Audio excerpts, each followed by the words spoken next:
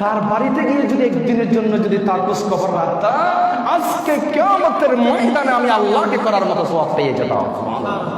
এরপরে বান্দাকে বলবে, বান্দা আমি তোমার কাছ থেকে এক গ্লাস পানি চেয়েছিলাম, আমি পিপাসার্ত ছিলাম, তুমি কি আমাকে এক গ্লাস পানি দিয়েছিলে না?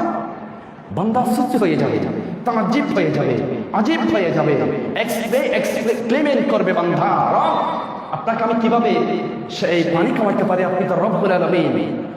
তখন আল্লাহ রাব্বুল আলামিন বলেন, বান্দারে তোমার ঘরে একদিন এক মিসকিন পানির জন্য গিয়েছিল, এক দুর্বল অসহায় পানির জন্য গিয়েছিল। বান্দা তুমি যদি তাকে এক গ্লাস পানি দিতা, এক গ্লাস পানি দিয়ে যদি তাকে মেহমানদারি করতা, সম্মান করতা, মহব্বত করতা, তোমার ঘরের দরজা দিয়ে একদিন এক মিসকিন, এক আল্লাহর গোলাম, যিনি কাপড়ে চোপড়ে খুব দুর্বল ছিল, কিন্তু ওই বান্দার উপর আমি রাজি ছিলাম, এমন একজন বান্দা ভুক্তভোগী তোমার ঘরে গিয়ে পানি ডাক দিয়েছিল। বান্দা তুমি যদি তাকে এক গ্লাস পানির ব্যবস্থা করতা, আজকে কিয়ামতের ময়দানে আমি রবকে করার মতো তুমি সওয়াব পেয়ে তুমি আল্লাহর জান্নাতের মেহমান হয়ে যাইতা।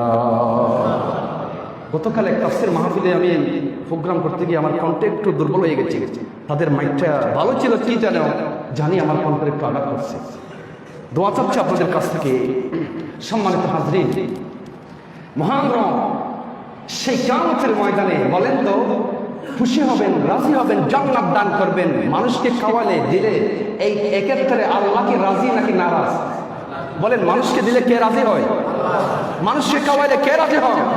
মানুষকে দিলে সম্মান করলে রাজি হয় একজন। আওয়াজ দিয়ে বলেন তিনি কে? ও মুসলমান, শুধু নিজের ইনকাম নিজে খাবেন না, নিজের অর্জিত সম্পদ নিজে খেয়ে মৃত্যুবরণ করবেন না। বলবেন আল্লাহর কাছে, বলবেন মালিক আমার ইনকামকৃত টাকা যেন আল্লাহ তোমার বান্দাদের মুখে মুখে আমি দিতে পারি, যাদের হৃদয় থেকে দোয়া আসবে। যেদিন আমার চোখ বন্ধ হবে, যেদিন আমার নিঃশ্বাস বন্ধ হবে মালিক, সেদিন যেন ভুক্তভোগীদের মুখে যে আমি খাবার দিয়েছিলাম, সেই ভুক্তভোগীদের দোয়া যেন আমার কাছে এসে যায়, এবং সেই দোয়ার বরকতে যেন আল্লাহ তুমি আমাকে ক্ষমা করে দাও। সুবহানাল্লাহ। এই জন্য রাসূল বলছে মানুষকে খাবার দাও, এটাও ইসলামে গুরুত্বপূর্ণ কাজ বলছে। এরপরে নবী করিম সাল্লাল্লাহু আলাইহি ওয়াসাল্লাম বলছেন যে তোমার খাবার যেন একজন মুত্তাকির ফেটে যায়। এক হাদিসের অর্থ হচ্ছে, উম্মাহ তুমি এমন ভাবে খাবার তৈরি করো যেন তোমার থেকে কিছু খাবার একজন মুত্তাকির বান্দার ফেটে যায়। কারণ আপনার টাকা, আপনার খাবার, আপনার রিজিক যখন একজন আল্লাহওয়ালা বান্দার ফেটে যাবে, হতে পারে সে আল্লাহওয়ালা বান্দা সেদিন রাত্রে যে সালাতুত তাহাজ্জুদ আদায় করছিল, সে তাহাজ্জুদের সওয়াবের অংশ আল্লাহ আপনাকে দিয়ে দিবেন। সুবহানাল্লাহ। অর্থাৎ আপনার আমলনামায় আপনিও পেতে পারেন। কারণ কেন? আপনি ওই আল্লাহওয়ালা বান্দাকে ভালোবাসেন, মহব্বত করেন, দেখতে পারেন, সম্মান করেন। আল্লাহর ওয়াসতে একজন বিদগ্ধ উলামা, আলেম, আহলুল্লাহ বান্দাকে আপনি ইজ্জত করার কারণে আল্লাহ আপনার উপর রাজি হয়ে গেছে। সুবহানাল্লাহ বলুন।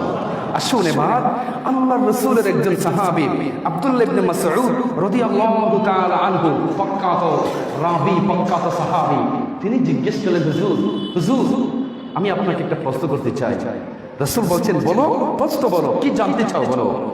হযরত আব্দুল্লাহ ইবনে মাসউদ নবীর কাছে গিয়ে প্রশ্ন করলেন, হুজুর আইয়ুল আ'মালি আহাব্বু ইলাল্লাহি? ক্বালা আস-সালাতু লিওয়াক্তিহা। কুলতু সুম্মা আইয়ুন? ক্বালা বিররুল ওয়ালিদাইনি। কুলতু সুম্মা আইয়ুন? ক্বালা আল জিহাদু ফি সাবিলিল্লাহ। সুবহানাল্লাহ। আব্দুল্লাহ ইবনে মাসউদ প্রখ্যাত সাহাবী নবীর কাছে গেলেন, হুজুর আমি একটা বিষয় আপনাকে জানতে চাই। নবীজি বলেন তো, আল্লাহর কাছে, রবের কাছে, মাওলার কাছে সবচেয়ে প্রিয় আমল কি, দামি আমল কি, শ্রেষ্ঠ আমল কি? একটু করে জানান হুজুর, আপনি যদি জানালে আমরা খুশি হব। আল্লাহর হাবিব বললেন, সাহাবীরা তিনটি আমল করো। তিনটি আমল হচ্ছে আল্লাহর কাছে, রবের কাছে বেশি প্রিয়। নাম্বার 1 হলো, ও সাহাবী, যদি তুমি ওয়াক্ত মোতাবেক 5 ওয়াক্ত নামাজ জামাতের সহিত আদায় করতে পারো, আল্লাহর সন্তুষ্টির জন্য যদি তুমি বা তরিকায় তরতিব মোতাবেক যথাযথভাবে ঠিক টাইমে ভক্তি শ্রদ্ধা ভালোবাসা নিয়ে যদি তুমি 5 ওয়াক্ত নামাজ পড়ো, ওই নামাজের আমার আল্লাহর কাছে কাছে সবচাইতে প্রিয় আমল। নাম্বার 2 হলো সাহাবী বললেন হুজুর এরপরে কি?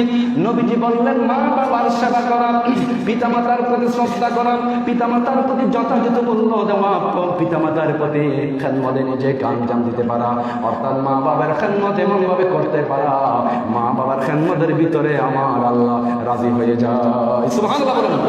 কোরআনুল কারীম থেকে বার শুনেন সূরা বনী ইসরাঈল রব্বুল আলামিন বলছেন, শুনেন বলেন ওয়া ক্বাদা রাব্বুকা আল্লা তা'বুদু ইল্লা ইয়্যাহু ওয়া বিল ওয়ালিদাইনি ইহসানা। রব্বুল আলামিন বলছেন ওয়া ক্বাদা রাব্বুক, তোমার রবের ফয়সালা হলো, তোমার আল্লাহর ফয়সালা হলো যে তোমরা তাকে ছাড়া কার গোলামি করবে না, কার বান্দেগি করবে না, কার দাসত্ব করবে না। গোলামি হবে কার? আওয়াজ দিয়ে বলুন কার? নাম্বার 2 হলো আল্লাহর গোলামির পরে, আল্লাহর দাসত্বের পরে, আল্লাহ পাকের হুকুম আদায়ের পরে এই মহা পৃথিবীতে আপনি যার কাছে নত হবেন, যার কাছে গিয়ে নিচু হবেন, যার কাছে গিয়ে আপনি নম্র হয়ে যাবেন, যার কাছে গিয়ে আপনি দোয়া চাইবেন, আল্লাহ পাক বলেন ওই বান্দারা হলো তোমার 2 জন মা বাবা। সুবহানাল্লাহ। কারণ মা বাবার কথা সরাসরি আল্লাহর গোলামির পরে আল্লাহ পাক কোন পীর বুজুর্গের কথা বলেন নাই, সরাসরি বলছে সন্তান তুমি যদি দুনিয়াতে দামি হতে চাও, তোমার 2 জন আল্লাহর ঘরে যাদের মর্যাদা ইসলামে দিয়েছে তুমি তাদের কাছ থেকে দোয়া নাও, তাদের সেবা করো, তাদের মূল্য দাও, তাদের অভাব পূরণ করো। মা বাপ যেভাবে ছোট ছোট আমাদের প্রতি দোয়া করছিল, দয়া করছিল, মা বাপ যখন বৃদ্ধ হবে, দুর্বল হবে, অসহায় হবে, লাঠিগ্রস্ত হবে, তখন সন্তান তুমি গিয়ে তোমার মা বাবার সেবা করো যেভাবে ছোটকালে তারা আমাদের প্রতি দয়া করছেন। সুবহানাল্লাহ।